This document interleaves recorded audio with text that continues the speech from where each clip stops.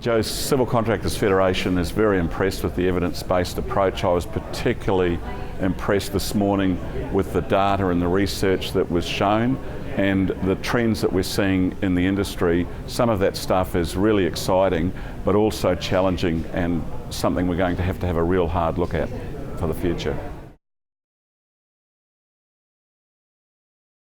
Well, the civil sector is going through a tough time now, as we know, but what we're really happy about is 2.4 million has been put aside specifically for the civil sector, particularly in the areas of gap training. So we've got a workforce that is very skilled, but sometimes needs their qualifications brought to fruition, and that is definitely a mechanism where that can be done.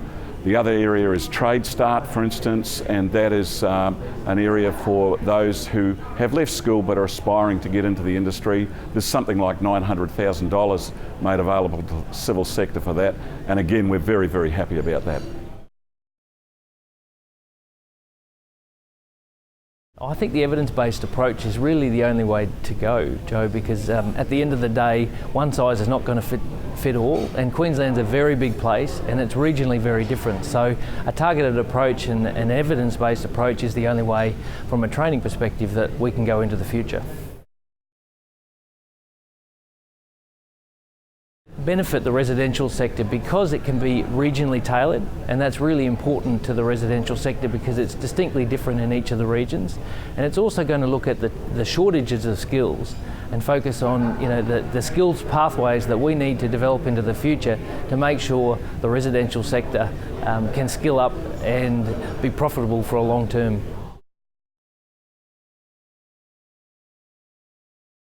Well, I think it's got great potential. I think the fact that we can actually drill down into where the real requirements are for the dollar spend for training will be a big advantage for the industry generally, but particularly in the services trades where there's such a random disbursement of plumbers, for example, fire protection people across Queensland. It's important for us to know where the real need is, and that will also mean things like we can more focus our industry-owned training organisations with their training delivery prioritisation. So we think it's a great idea.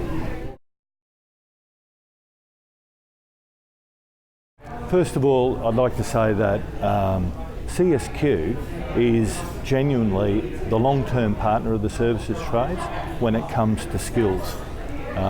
Plumbing, fire protection, for many years now, CSQ has been our primary partner in enabling us to deliver the skills that we need to deliver to industry. I think the thing that really attracted me to the plan this year is particularly the segment planning for our workforce growth, in terms of being able to deliver additional training beyond just apprenticeships in a much more focused way. I guess the most constant thing in the services trades nowadays is that change is the most constant element within our industry, in the building and construction industry. And that change is driven by a number of things: cultural change, technology change, product change. And so what we need to bring about is a greater sense of needing to continually educate our workforce about that technological change, about the impact on culture, about the changes to product material. And the focus that this training plan has on continually engaging with tradespeople in a post-trade sense is a great thing for the industry. So I see that as a big plus out of the training plan.